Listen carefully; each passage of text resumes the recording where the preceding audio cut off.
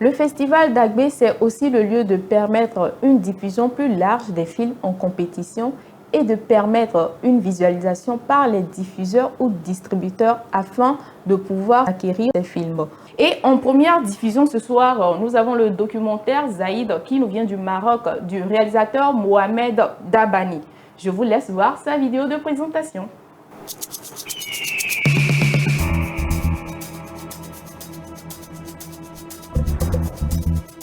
Bonjour, je suis Mohamed Dabani, je suis cinéaste indépendant, né au Maroc et je suis basé à Bruxelles. J'ai fait des films depuis 2006 qui explorent l'identité culturelle et la justice sociale. Mon dernier documentaire, Zaïd, de la leader à la beauté, raconte une transformation humaine. J'ai mes œuvres comme Fatima, La vie d'une militante et un court-métrage Home qui reflète ma passion pour des récits sensibles et engagés. Mon ambition est de tisser les ponts entre les cultures à travers le cinéma. Zaïd de la leader à la beauté, c'est une invitation à voir autrement et écouter l'humain à travers les apparences. Je vous invite à voir ce film.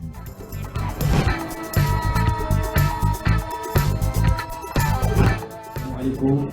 أنا رشيد زايد، الشخصية الرئيسية في الفيلم الوثائقي للمخرج محمد دباني اللي هو بعنوان زايد من القبح إلى الجمال. هذا الفيلم يروي قصة تحويل إنساني من التحدي إلى الأمل. كانت تجربة فريدة منوحة دباني واللي وضع فيا ثقة كبيرة. نتمنى نكون عند حسن الظن وما تخيبش هاد الثقة هذه. استطعت التعبير فيها على مشاعر عميقة وإيصال رسالة القوة والجمال. أدعو الجمهور الكريم إلى اكتشاف قصتي في الفيلم الوثائقي زايد من القبح إلى الجمال. كما أدعوه إلى التواصل معي في مشاريع مستقبلية إن شاء الله.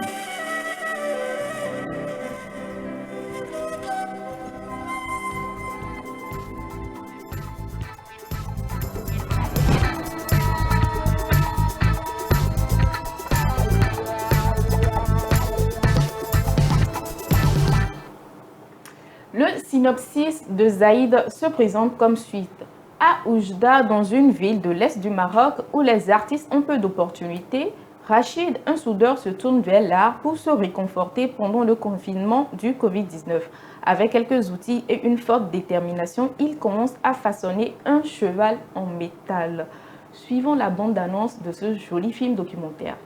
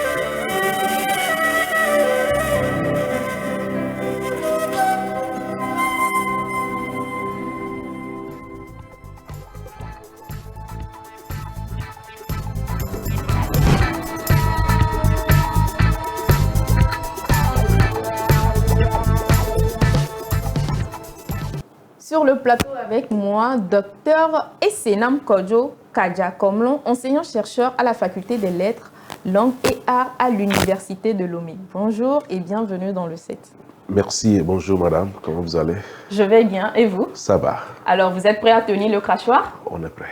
Ok. Alors, qu'est-ce qui vous a le plus captivé dans cette bande-annonce que nous venons de suivre? C'est cette manière dont le monsieur a réfléchi pour transformer les matériaux de fortune qu'il a trouvés pour réaliser son œuvre. Ok. Et pensez-vous que ce film documentaire peut être assimilé à une certaine valeur culturelle? Pourquoi pas? Parce qu'il a essayé de peindre une manière de penser sa culture et son monde. Alors, pour ma part, je ne peux que souhaiter bon vent à ce film documentaire, même si pour l'instant on a vu que la bande-annonce. Ah oui. J'espère qu'il va C'est vraiment... prometteur. Vraiment, c'est prometteur. On voit bien, il a mis en valeur les structures, l'architecture de cette ville d'Oujda. Oui. Surtout la manière dont il collecte les matériaux, les métaux pour peindre sa réalité. Ça me rappelle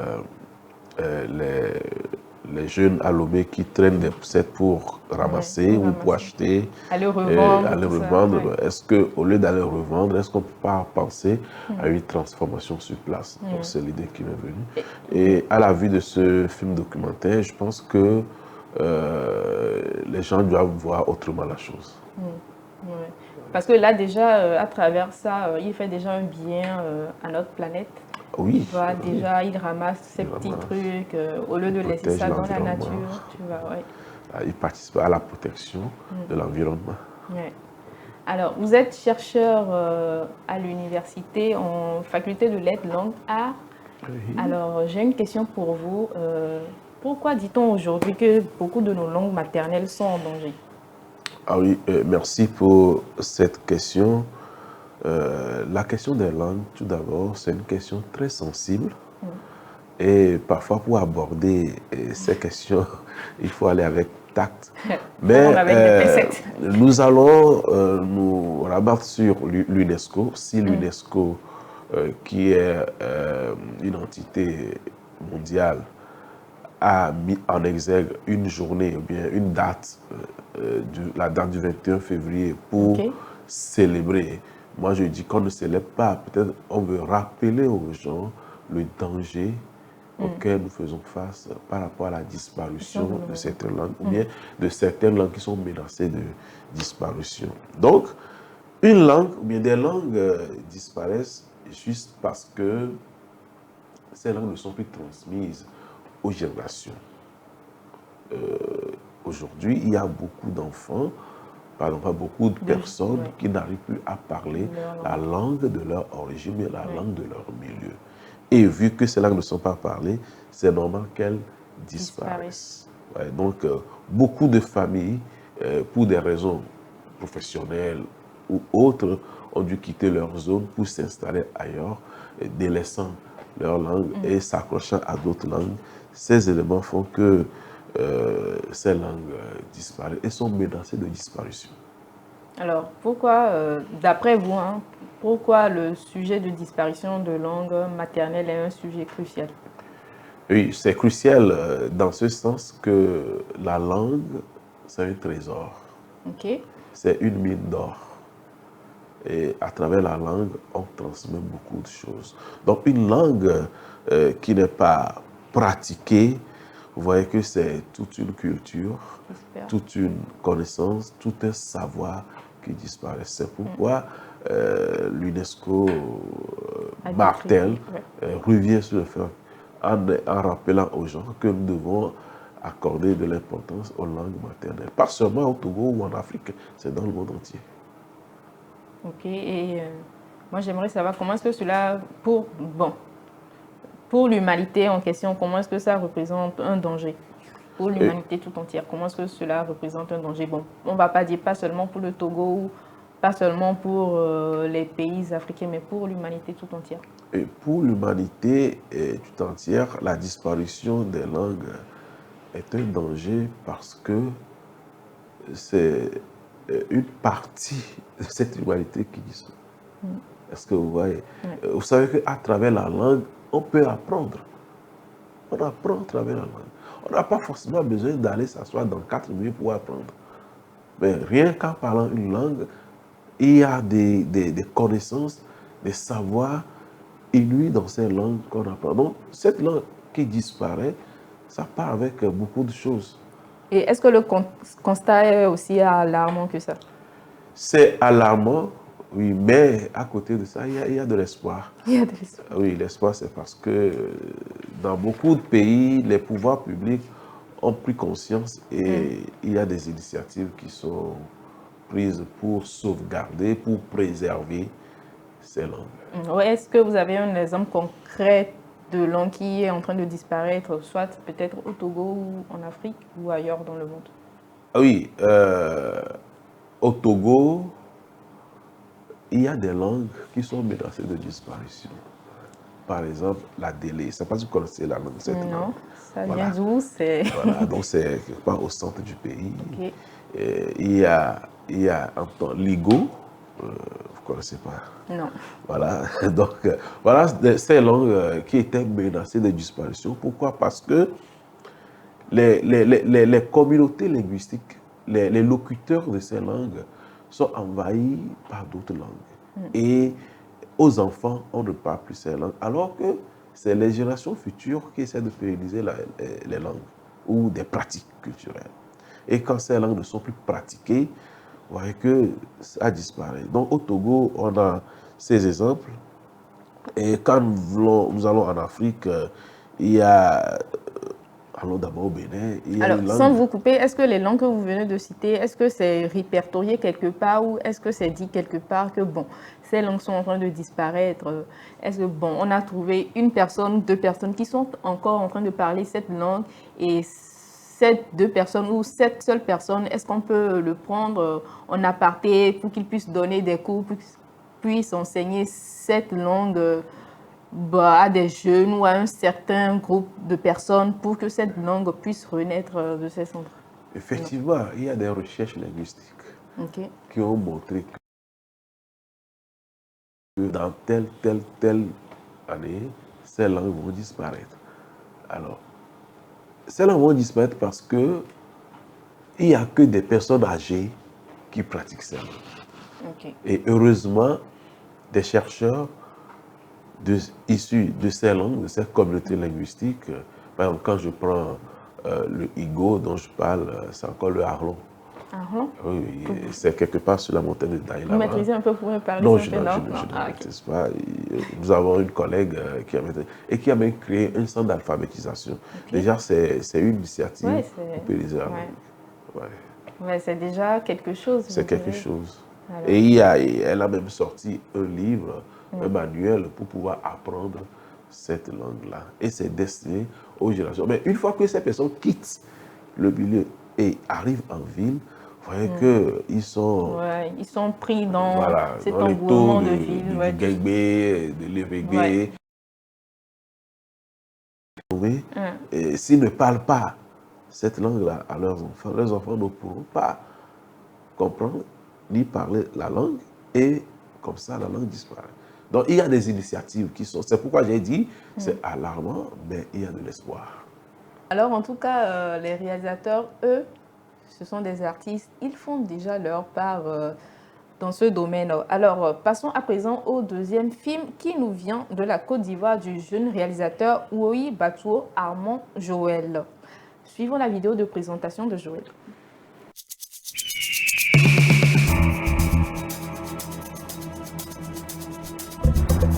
Salut, je suis Ouoyi Batuo Armand Joël, jeune réalisateur ivoirien, réalisateur du court-métrage Wokozi et titulaire d'un master en cinéma et audiovisuel.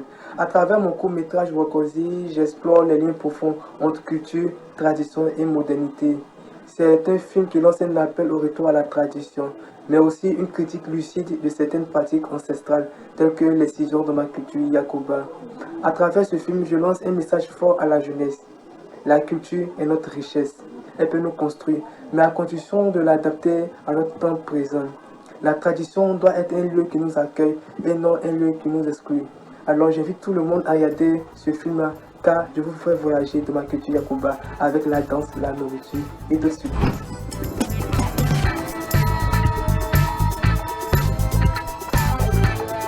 Alors, dans Wakosi, je jouais le rôle de la maman qui avait sa fille en main, qui saignait énormément, qui était terrifiée. Et c'est un peu pour dire non à l'excision de nos jours, parce que ça détruit les femmes et on peut même en mourir. C'est une décision qui a mal tourné et qui a failli coûter vie à la jeune fille. Alors, Wakosi, c'est pour mener toutes ces femmes qui pratiquent l'excision à prendre conscience des différents impacts que cela peut causer aux jeunes filles.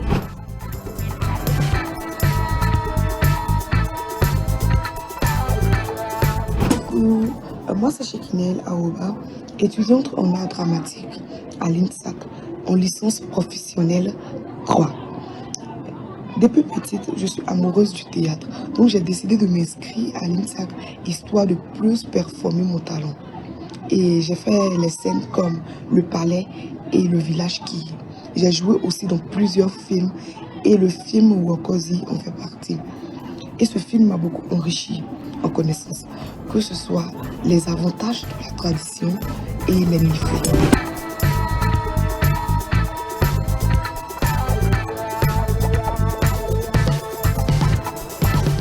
Un jeune réalisateur à suivre de près, à mon avis. Ah oui, il faut encourager les jeunes à emboîter ce pas parce que c'est une mine d'or. Il faut les encourager à aller vers ce domaine. Et il faut le suivre de très près. Ok. Wakosi qui signifie retour à la tradition. Suivons plutôt le contenu du synopsis.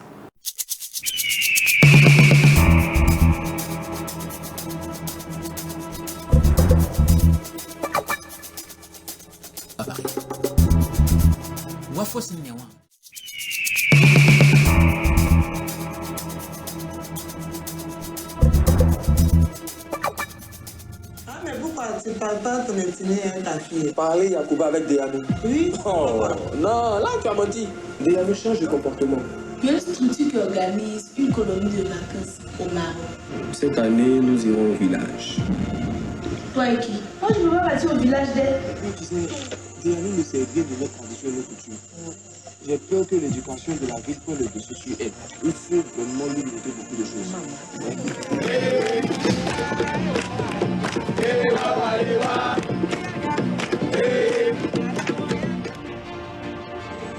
Dès la semaine prochaine, on retourne à Abidjan. Et puis si tu continues cette pratique d'excision-là, il faut l'arrêter dès maintenant.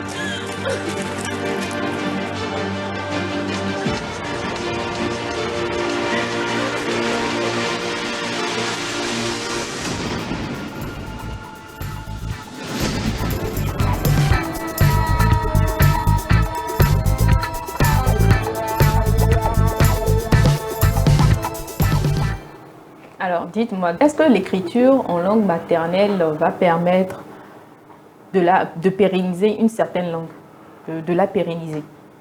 Ah oui, c'est vrai que la langue, avant tout, est orale. La langue, avant tout, est orale. Mais l'écriture ne vient que renforcer la pérennité des langues. Sinon, tout d'abord, il faut que la langue soit pratiquée. Une langue qui est bien pratiquée va être sauvegardée ou préservée. Et pour renforcer cette langue, il y a l'écriture qui vient s'ajouter. Il va y avoir les documents, les livres. Par exemple, ce que nous venons de suivre tout à l'heure, pour que cela ne disparaisse pas un jour, il faut que ça soit écrit quelque part. Je pense donc voilà, l'écriture a sa place dans la préservation linguistique. Alors, est-ce qu'il existe des langues qui sont plus faciles à préserver que d'autres? Oui, une langue qui est pratiquée dans tous ses sens est plus facile à préserver qu'une langue qui n'est pas pratiquée. Une langue dotée de tous les moyens qui relèvent de l'ingénierie linguistique est facile à préserver plus que d'autres. Et s'il y en a qui disparaissent, c'est parce que ces langues ne sont pas pratiquées et ces langues, il n'existe pas d'écriture, ne sont pas décrites. Il n'y a pas d'outils linguistiques au niveau de ces langues. Mais la langue peut disparaître et renaître. Et nous vivons le cas de l'hébreu, par exemple, le cas du latin. On dit souvent que le latin est une langue morte et qui est sauvegardée par l'Église catholique. Oui. Donc voilà. Alors, est-ce que l'État a un rôle à jouer dans tout cela, dans la préservation des langues maternelles? Oui, mais dans un pays, et quand nous parlons de l'État aussi, il faut voir comment on définit l'État. Mais c'est l'État qui impulse une politique, ou bien son action, sa vision aux œuvres culturelles du pays. Donc, l'État, c'est vrai, au Togo ou partout, les pouvoirs publics font de leur mieux. Maintenant, il faut que d'autres acteurs aussi viennent renforcer les actions de l'État vis-à-vis de la préservation. Un peu comme les communautés locales? Voilà, les communautés locales, vous aussi les médias, tous les acteurs en développement peuvent contribuer à préserver les langues. Alors, pour un membre du grand public qui nous regarde, quels sont leurs rôles dans tout cela? Comment peut-il, à une échelle, contribuer à la préservation des langues maternelles? Alors, comme vous venez de le dire, nous savons dit souvent que la famille est la première institution éducative. Donc, il faut que déjà, à la maison, les parents aient le courage de parler leur langue aux enfants. Ça commence depuis la maison. Ok. Et en dehors de ça, il faut que nos initiatives, les jeux, on peut organiser pendant les vacances des activités uniquement en langue maternelle pour stimuler en des gens le désir ou le courage de pouvoir s'exprimer en langue maternelle. Vous allez voir que de là, l'autorité va prendre conscience et renforcer et accompagner ces actions. Mais quand depuis la maison, on refuse de parler les langues, vous allez voir que l'autorité dira que la base n'est pas intéressée, à quoi bon? Et pourquoi, pourquoi ne pas nos jeux qui existent, les jeux de société qui existent, ne pas de mieux pouvoir... on sait qu'à travers les jeux, il y a une certaine cohésion sociale. À travers ces jeux-là qui sont retranscrits en langue maternelle, je pense que là, on pourrait créer quelque chose, être ressourdé à travers ça. Oui, c'est là où, quand on vous dit qu'il faut les transcrire, c'est là où l'écriture revient. Et dans le document, on mettra les méthodes, les règles de ce jeu en langue nationale, en langue maternelle, pour permettre aux locuteurs, à la nouvelle génération, aux générations futures, de savoir qu'il y a quelque chose comme ça qui a existé et c'est comme cela que nos parents l'avaient pratiqué. Par exemple, aujourd'hui, il y a un jeu que nous pratiquait au village avant qu'on appelle VT3. Tu connais ça? VT3, oui. Voilà. J'ai pris connaissance de cela très récemment. Voilà. Vous voyez qu'aujourd'hui, beaucoup ne connaissent pas. Parce que nous, c'est quand on était enfant qu'on pratiquait ça. Ouais. Et il y a Adito. Bon, Adito, aujourd'hui, c'est...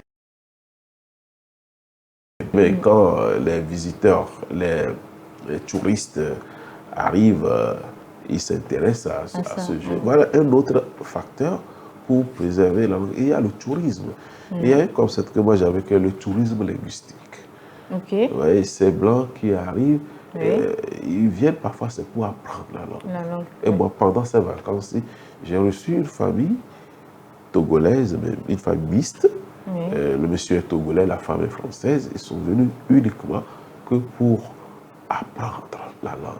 Et j'étais surpris de voir le plus jeune, qui a 5 ans, qui répond à mes questions en langue maternelle. Ah bon? Oh. C'est ça. Si des gens qui sont là pensent à la langue maternelle, pourquoi pas nous qui sommes sur place? Sauvegarder, préserver ces valeurs culturelles à travers le jeu aussi est un élément très important pour valoriser nos langues. Alors pour clôturer cette séance, quel est votre plus grand espoir pour nos langues maternelles? Oui, mon espoir, c'est de voir demain des hautes autorités s'adresser à la nation en langue maternelle. Wow. Parce qu'on dit dans nos langues qu'il y en a qui disent et lui, il me verra avec des blancs. Donc, quand on va s'adresser à la communauté, au pays, en langue maternelle, il va y avoir une certaine chaleur qui va relier les uns l'autre. Et je rêve aussi que demain, on puisse enseigner la philosophie, la mathématique dans nos langues maternelles. Wow. Et on va y travailler pour ça. N'oublions pas qu'on peut passer par d'autres langues pour valoriser les cultures que nous avons aussi. C'est pour ça que certains films font partie de la sélection. C'est un film intéressant qu'il faut souvent jouer même dans les écoles. Cela va montrer à nos enfants qui sont nés en ville qu'au village, ce n'est pas de l'enfer. Mais ce que je n'ai pas aimé dans ce film au départ, c'est la façon dont le père présentait le village à l'enfant.